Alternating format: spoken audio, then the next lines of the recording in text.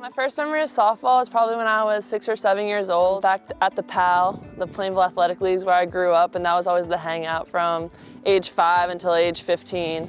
That's where everyone went on Friday nights to watch the games under the lights. It was a huge community. I started pitching around age 10 when my mom, who was coaching in the league at the time, said, like, we have a lack of pitchers, so let's get you to a pitching coach and see what you can do.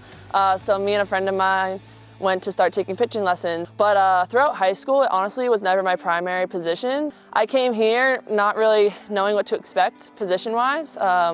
Basically said I was a utility, asked coach like where she wanted me, and she said, head out to the bullpen, I want to see what you can do, and I just never really left. So I didn't really come here with an expectation to be a pitcher the entire time, but that's kind of where it ended up, and I've had a blast doing it. So my grandpa served in the Air Force during the Korean War. He was stationed in Japan for 3 years from 51 to 54.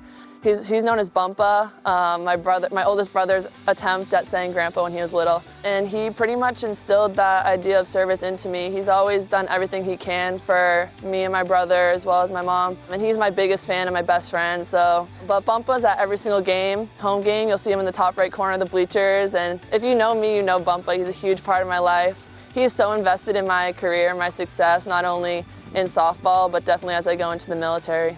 Honestly, looking back, it's the little moments. The best memories are looking back and thinking about the bus rides with my teammates or the time in the locker room, the jokes that were shared on the field and during practice. That's really what I'm going to remember the most, being on the team, and what's going to be pretty impactful. I've made my best friendships here on this team that I'm sure will last a whole lifetime.